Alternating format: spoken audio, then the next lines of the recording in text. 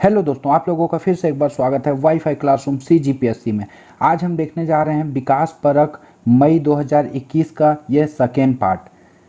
तो ये रहेगा राष्ट्रीय और अंतर्राष्ट्रीय मुद्दों से संबंधित ये वीडियो रहेगा। तो आप लोग लास्ट तक इस वीडियो में बने रहिए। और अगर इसका जो फर्स्ट पार्ट आया था जो अपलोड मैंने किया है, वो जिन लोगों ने नहीं देखा है वो जाकर देख सकते हैं। डिस्क्रिप्शन में मैं लिंक दे दूंगा या फिर आई बटन लिंक ऊपर शो हो रहा होगा, उसके माध्यम से आप लोग जाकर उस फर्स्ट पार्ट को देख सकते हैं। और साथ ही साथ जिन लोगों को छत्तीसगढ़ आर्थिक सर्वेक्षण 2020-21 का वीडियो चाहिए, वो डिस्क्रिप्शन में लिंक दिया हुआ है, वहां से जाकर आप लोग उस वीडियो को देख सकते हैं। तो हम लोग चलते हैं टॉपिक की ओर। तो यहाँ सबसे पहले हम लोग देखते हैं कि जो women and man in India report 2020 के बारे में बताया गया है। तो यहाँ बताया गया है कि जो सांख्यिकी और कार्यक्रम कार्यान्वयन मंत्रालय के तहत कार्यरत राष्ट्रीय सांख्यिकी कार्यालय ने हाल ही में women and man in India report जारी की है। यह रिपोर्ट महत्वपूर्ण सामाजिक आर्थिक संकेतकों को समेकित करती है जो देश के लिंग अनुपात की स्थिति को चित्रित करती है। यह रिपोर्ट सालाना MOSPI द्वारा प्रकाशित की जाती है। कई बार एग्ज़ाम में पूछ लिए जाते हैं, तो राष्ट्रीय सांख्यिकी कार्यालय और जो MOSPI है, ये सब चीज़ों को आप लोग याद रखिएगा या फिर नोट करके रख लीजिएगा, एग्ज़ाम पॉइंट ऑफ व्यू से काम आएंगे। और साथ में अगर आप शॉर्ट नोट्स या लॉन्ग नोट्स या निबंध लिखते हैं तो ये सब चीज़ों को या डाटाओं को जब आप ऐड करेंगे तो आपके क्वेश्चन का जो आंसर रहेगा वो एक अलग तरीके से रहेगा, जो ज़्यादा से ज़्यादा नंबर पाने के लिए पर्याप्त होगा। तो यहाँ हम लोग देखते हैं जनसंख्या संबंधित आंकड़े। इसमें बताया गया है कि 2021 में भारत की अनुमानित जनसंख्या, इसमें मिस प्रिंट के कारण 13 करोड़ लिखा हुआ है, तो इसका जवाब आप लोग देंगे कमेंट्स में कि जो 2021 में भारत की जो अनुमानित जनसंख्या है वह कितना है। 130 करोड़ या 131 या 132, जो भी है वो आप इसका आंसर कमेंट बॉक्स में दीजिएगा। उसके आगे हम लोग चलते हैं। तो 2001 में जो लिंगानुपात थी वो 933 थी, जो बढ़कर 2011 में 943 हो गया है। और अगर लिंगानुपात की बात करें तो उसमें जो दिल्ली है उसका लिंगानुपात सबसे अधिक वृद्धि दर्ज किया गया है। और साथ ही साथ उसके बाद चंडीगढ़, अरुणाचल प्रदेश का स्थान आता है। दूसरी ओर हम लोग देखेंगे तो दमन और दीव जो है वो लिंगानुपात में सबसे अधिक गिरावट यहीं दर्ज की गई है। तो ये सब डाटाओं को आप ध्यान से देखिएगा, नोट डाउन भी कर सकते हैं आप। उसके बाद हम लोग यहाँ देखते हैं कि स्वास्थ्य संबंधित जो आंकड़े हैं, तो 25 से 29 वर्ष आयु वर्ग की महिलाओं के लिए आयु विशिष्ट प्रजनन दर 4 थी। वहीं यहाँ पास जो इम्पॉर्टेंट है वो यह है कि शिशु मृत्यु दर 2014 में 39 से घटकर 2018 में 32 हो गई है। और साथ ही साथ यहाँ इम्पॉर्टेंट है, जो मातृ मृत्यु दर है वो 2007-9 में 212 से घटकर 2016-18 में 113 हो गई है। मतलब 99 अंक के गिरावट के साथ 113 पे पहुंच गई है। तो ये जो शिशु मृत्यु दर और मातृ मृत्यु दर, ये दोनों इम्पॉर्टेंट है, इसको आप याद कर लीजिएगा क्योंकि इससे डाटा पूछे जाते हैं। 2018 में ग्रामीण भारत की कुल प्रजनन दर 3 थी। वहीं अगर 2018 में शहरी क्षेत्र की बात करें तो 1.7 थी, जो कुल प्रजनन दर है। और किशोर प्रजनन दर 2017 की बात करें तो 13 से घटकर 2018 में 2 हो गई है।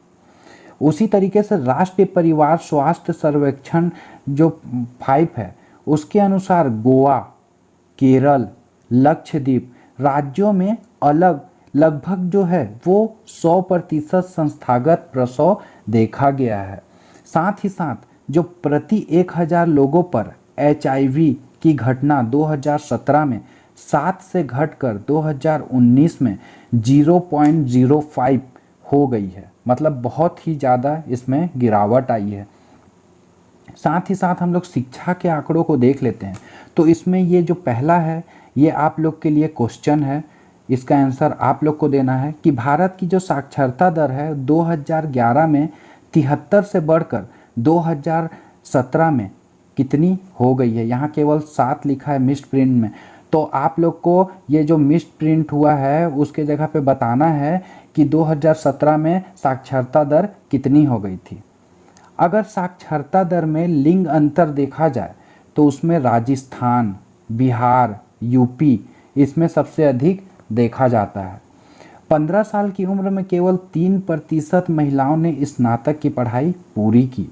वही दूसरी ओर अगर पुरुषों की बात करें तो 12.8% पुरुष स्नातक की पढ़ाई किए हैं। साथ ही साथ 8% महिला छात्र 10वीं कक्षा तक की शिक्षा प्राप्त कर रही थीं। शिक्षा पे विशेष ध्यान देना चाहिए, खासकर महिलाओं की शिक्षा, बालिकाओं की शिक्षा पे बहुत ज़्यादा ध्यान देना चाहिए सरकार को। वही अर्थव्यवस्था की अगर हम लोग बात करें, अर्थव्यवस्था में भागीदारी, तो जो औद्योगिक श्रम बल सर्वेक्षण 2018-19 के अनुसार जो ग्रामीण क्षेत्र हैं उसमें जो श्रमिक आबादी का अनुपात पुरुषों के, अगर पुरुषों के देखते हैं तो इसमें हम लोग को पता चलता है कि पुरुषों के लिए यहाँ 1 है और महिलाओं के लिए 19 था। शहरी क्षेत्रों में यह पुरुषों के लिए 52.7 और महिलाओं के लिए 14.5 था। उसी तरीके से हम लोग आगे चलते हैं तो देखते हैं कि जो ये 15 वर्ष की आयु में महिला आबादी द्वारा अर्जित प्रति घंटे औसत वेतन, तो अंडमान निकोबार जो द्वीप समूह है 147 रुपये प्रति घंटे में उच्चतम था, और उसके बाद लक्षद्वीप और नागालैंड का नाम आता है। वहीं अगर सबसे कम की अगर हम लोग बात करें तो दमन और दीव जो है, उसके बाद उड़ीसा राज्य, फिर केंद्र शासित प्रदेश, ये सब के नाम आते हैं सबसे कम में।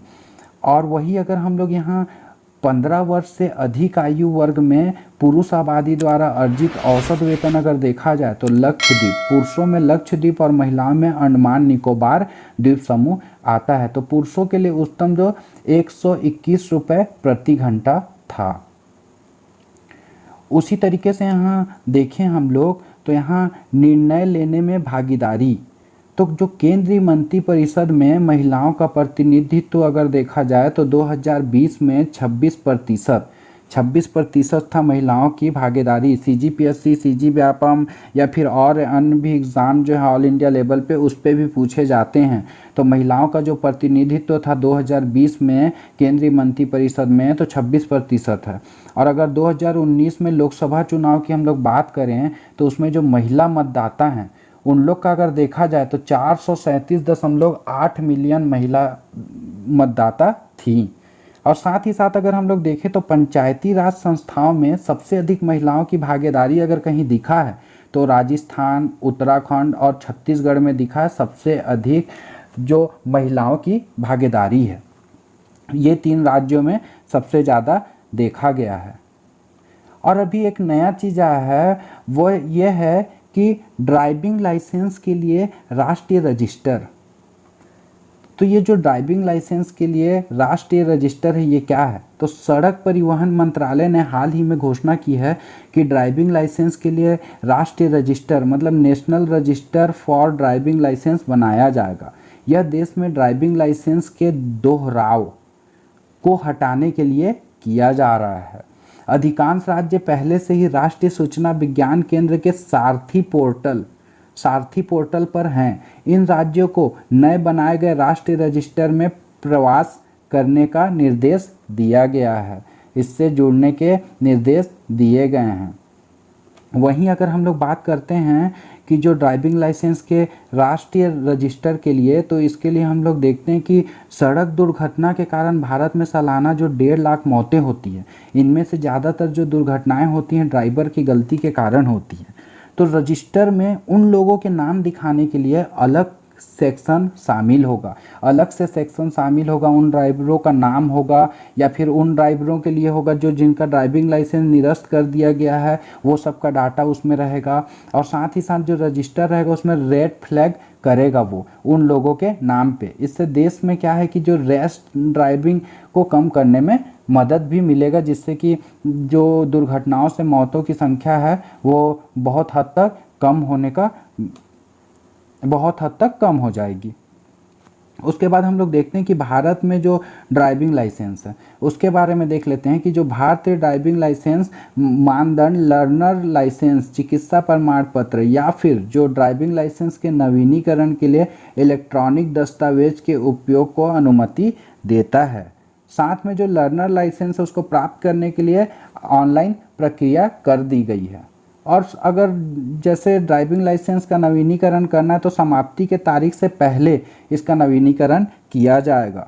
और साथ ही जो पंजीकरण के लिए आरटीओ, जिसको क्षेत्रीय परिवहन कार्यालय कहा जाता है, उसमें निरीक्षण के लिए वाहनों को प्रस्तुत करने की आवश्यकता को अब रद्द कर दिया गया है।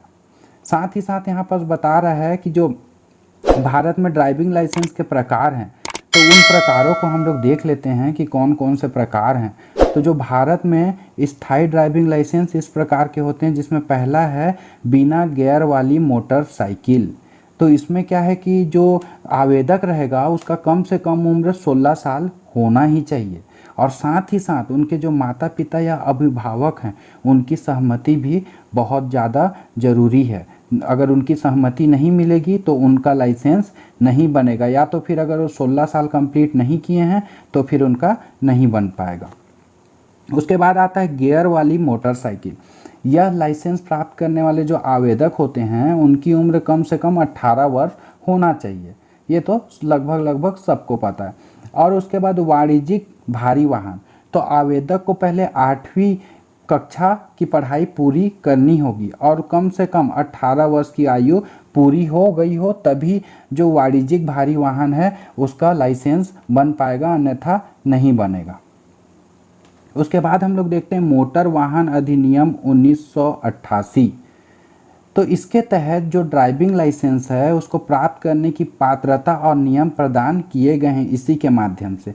इस अधिनियम के अनुसार जो कोई व्यक्ति लाइसेंस के लिए आवेदन करता है तो मूल ड्राइविंग और यातायात नियमों पर एक सैद्धांतिक परीक्षण मतलब 15 बहुविकल्पीय प्रश्न आयोजित किया जाना चाहिए, जिससे पता चल सके कि कुछ नॉलेज है या नहीं। और ये जो मोटर वाहन अधिनियम 1988 है कि धारा 130 एक पुलिस अधिकारी को वाहन से संबंधित दस्तावेज मांगने की अनुमति देता है। मतलब एक पुलिस अधिकारी दस्तावेज मांग सकता है वाहन की, और पूछे जाने पर जो ड्राइवर है उसको पुलिस स्टेशन या संबंधित विभाग में 15 दिन के भीतर दस्तावेज प्रस्तुत करना पड़ेगा वो अधिकारी के सामने। ऐसा इस जो मोटर वाहन अधिनियम 1988 है उसमें बताया गया है। और साथ ही साथ यहाँ पास बताया गया है मोटर वाहन अधिनियम 1988 के बाद कि भारत में स्पीड लिमिट, यहाँ स्पीड लिमिट की बात की गई है। तो जो स्पीड लिमिट है उसको हम लोग देख लेते हैं।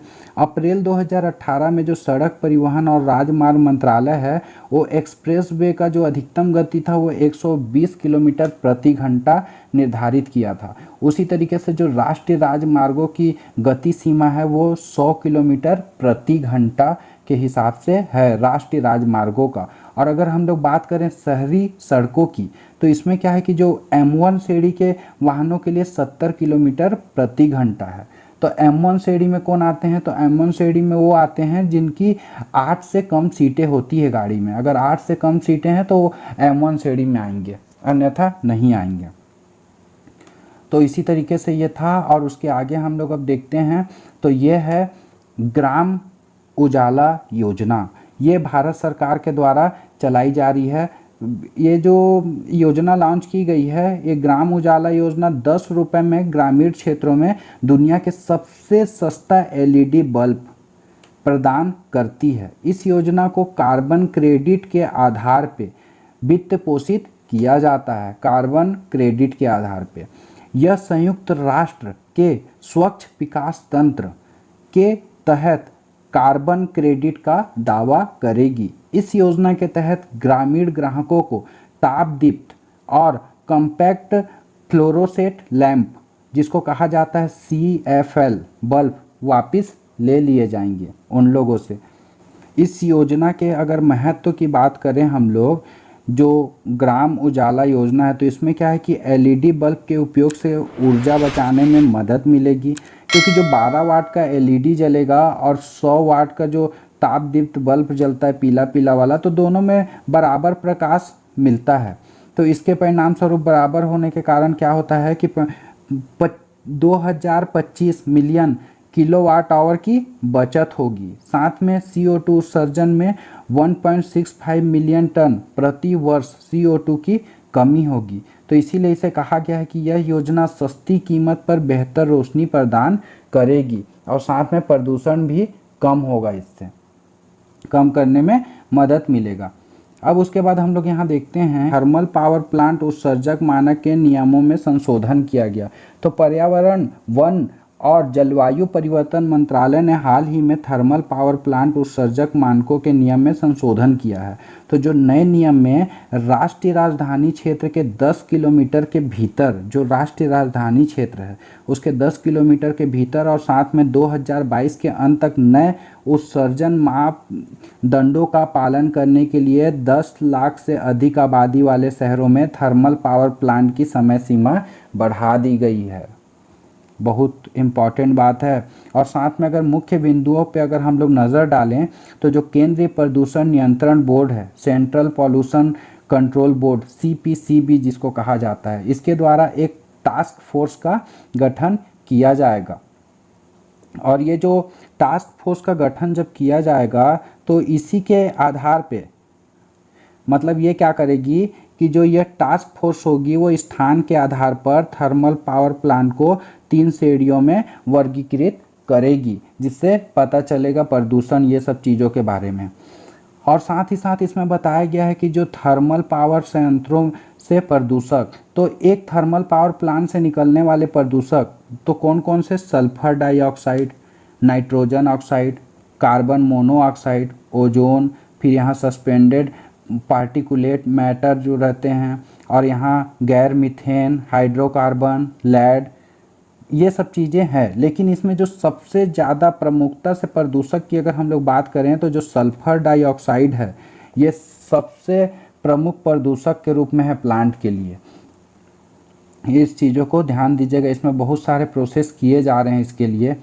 तो जो भारत में सल्फर डाइऑक्साइड है, तो अभी centre for research on energy and clean air ने एक रिपोर्ट के अनुसार 2018 की तुलना में 2019 में भारत में सल्फर डाइऑक्साइड उत्सर्जन 6% की गिरावट आई है।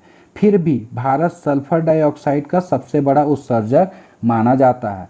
भारत ने जहरीले सल्फर डाइऑक्साइड के उत्सर्जन को कम करने के लिए फ्लू गैस डीसल्फराइजेशन तकनीक को चुना है, ताकि सल्फर डाइऑक्साइड है उसका उत्सर्जन कम से कम हो सके। तो ये फ्लू गैस डीसल्फराइजेशन क्या है? तो ये क्या है कि सल्फर डाइऑक्साइड को हटाने को फ्लू गैस डीसल्फराइजेशन कहा जाता है, इस हटाने की प्रक्रिया को। और जो इस विधि को गैसीय प्रदूषक जैसे कि सल्फर डाइऑक्साइड को बॉयलर और भट्टी से उत्पन्न निकास गैसों से निकालती है। तो प्रारंभ में क्या हुआ था कि जो फ्लू गैस डीसल्फराइजेशन इकाइयों की स्थापित करने की समय सीमा 2017 निर्धारित की गई थी, लेकिन बाद में इसे बढ़ाकर 2022 कर दिया गया है। तो इसको आप लोग ध्यान दीजिएगा। फिर इसके आगे हम लोग चलते हैं, तो ये है भारत का सबसे बड़ा तैरता हुआ सौर ऊर्जा प्लांट। तो ये कहाँ है? तो ये तेलंगाना के रामागुंडम में 100 मेगावाट की क्षमता वाला भारत का सबसे बड़ा तैरता हुआ सौर ऊर्जा संयंत्र स्थापित किया जाएगा। इसके मई में शुरू होने की उम्मीद है। और ये जो रामागुंडम थर्मल पावर प्लांट का जो जलाशय है वहीं इसको स्थापित किया जा रहा है, इस सौर ऊर्जा प्लांट को। और ये जो सौर परियोजना है राष्ट्रीय थर्मल पावर कारपोरेशन द्वारा कमीशन की जाएगी। लगभग इसकी लागत देखा जाए तो 423 करोड़ रुपए इसकी लागत है।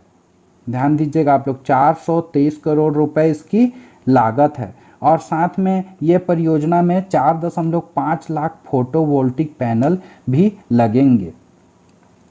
उसके आगे हम लोग चलते हैं तो 600 मेगावाट क्षमता वाला दुनिया का सबसे बड़ा जो सौर ऊर्जा संयंत्र है, world largest solar power plant, वो मध्य प्रदेश में नर्मदा नदी पर जो ओमकारेश्वर बांध है वहीं पर स्थापित किया जा रहा है। क्वेश्चन पूछे जा सकते हैं, इसलिए मैं यहाँ स्टार लगा दे रहा हूँ।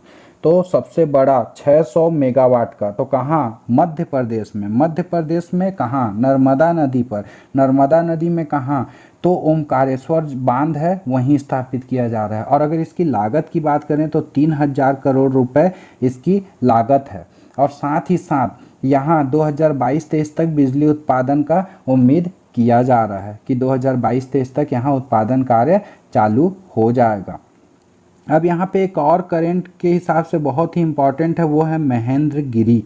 ये महेंद्रगिरी उड़ीसा, ये जो महेंद्रगिरी है उड़ीसा का दूसरा बायोस्फीयर रिजर्व है।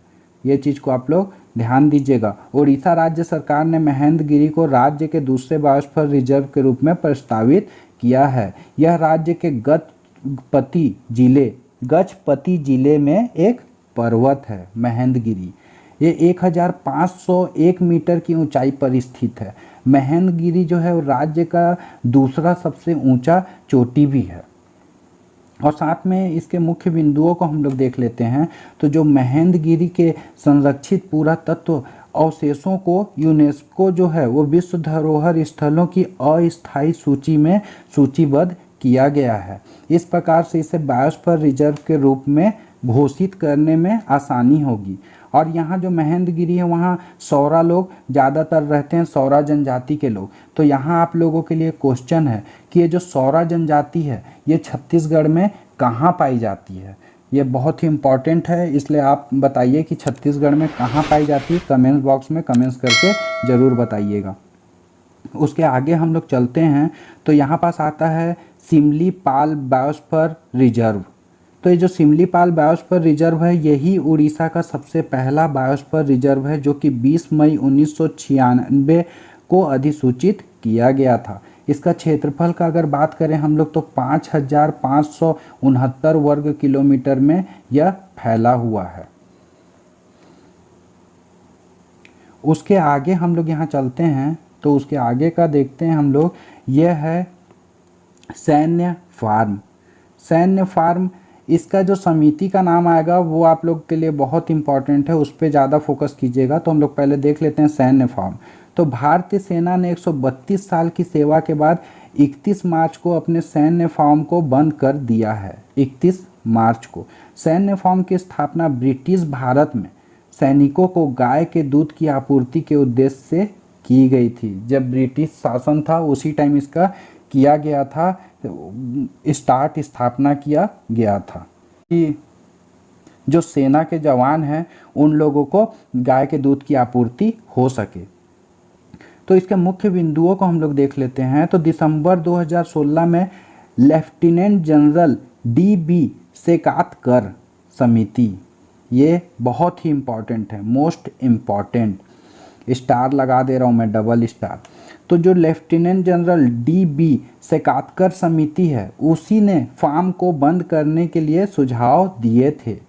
और जो पहला सैन्य फार्म 1 फरवरी 1889 को इलाहाबाद में बनाया गया था। और आज़ादी के बाद की अगर बात करें तो पूरे भारत में तो 130 फार्म से ज़्यादा बने, जिसमें 30,000 से अधिक मवेशियों की संख्या में वृद्धि भी हो गई है। और इसी के साथ एक प्रोजेक्ट चल रहा था, वो प्रोजेक्ट का नाम है प्रोजेक्ट फ्रिश वॉल। तो ये क्या है? तो इन्होंने कृषि मंत्रालय के सहयोग से प्रोजेक्ट फ्रिश वॉल की स्थापना की थी। तो ये फ्रिश वॉल को दुनिया के सबसे बड़े मवेशी क्रॉस ब्रीडिंग प्रोग्राम में से एक माना जाता है। मवेशी क्रॉस ब्रीडिंग प्रोग्राम में से एक माना जाता है प्रोजेक्ट फ्रिश वॉल को। इस फार्म ने जैव ईंधन के विकास में रक्षा अनुसंधान और विकास संगठन जो DRDO के साथ भी मिलकर काम किया है। उसके आगे हम लोग चलते हैं तो देखते हैं कि संविधान का अनुच्छेद 244A के बारे में बताया गया है। तो जो संविधान का अनुच्छेद 244 ये है, वो क्या है कि असम में कुछ विशेष आदिवासी क्षेत्र, असम में कुछ विशेष आदिवासी क्षेत्र में स्वायत्त राज्य के निर्माण की अनुमति देता है। ये जो संविधान का अनुच्छेद 244 ए है, इसे वर्ष 1969 में कांग्रेस सरकार द्वारा संविधान में डाला गया था। 1969 में यह क्या करता है कि स्वायत्त राज्य के निर्माण की अनुमति देता है असम के कुछ विशेष आदिवासी क्षेत्रों को। इससे विधानमंडल और मंत्रिपरिषद का प्रावधान भी शामिल है। 1950 के दशक में अविभाजित असम की आदिवासी आबादी के कुछ वर्गों में एक अलग पहाड़ी राज्य की मांग उठी। लंबे समय के आंदोलन के परिणाम स्वरूप यह निकला कि 1972 में एक राज्य का गठन हुआ, उसका नाम पड़ा मेघालय। सेवन सिस्टर जो पूर्वी क्षेत्र है भारत का, उत्तर पूर्वी क्षेत्र जिसको सेवन सिस्टर बोला जाता है, उसमें 7 राज्यों में एक राज्य मेघालय पड़ता है, जिसका गठन कब किया गया था? 1972 में। पहाड़ी राज्य के रूप में इसका मांग उठा था। उस समय की अगर हम लोग बात करें तो जो उत्तरी कछार हिल्स हो गया, कार्बी एंगलोंग जो है उसके नेता भी इस आंदोलन का हिस्सा थे। उन्हें असम में रहने या मेघालय में शामिल होने का विकल्प दिया गया था। वे अनुच्छेद 244 ए सहित अधिक शक्तियां प्रदान करने के कांग्रेस सरकार के वादे पर असम में रह गए। मतलब ऐसा वादा उन लोग किए, इस कारण से वहाँ रह गए। तब से राज्य में अनुच्छेद 244 ए को लागू करने की मांग की जा रही है। 1980 के दशक में इस मांग के लिए एक हिंसक आंदोलन भी हो चुका है। अगर हम लोग बात करते हैं यहाँ पे कि जो संविधान की 6ठी अनुसूची है या फिर अनुच्छेद 244 ए है, तो 6ठी अनुसूची भी असम के बारे में बोलता है 244 ए। तो संविधान का जो 6ठी अनुसूची या अनुच्छेद 244 2 और 275 1 जो है, एक विशेष प्रावधान है इसके अंतर्गत। वो प्रावधान क्या है? तो जो विशेष प्रावधान है, जो निर्वाचित प्रतिनिधियों द्वारा प्रशासित स्वायत्त परिषदों के माध्यम से पूर्वोत्तर के कुछ आदिवासी क्षेत्रों में विकेंद्रीकृत शासन और अधिक से अधिक राजनीतिक स्वायत्तता की अनुमति देता है।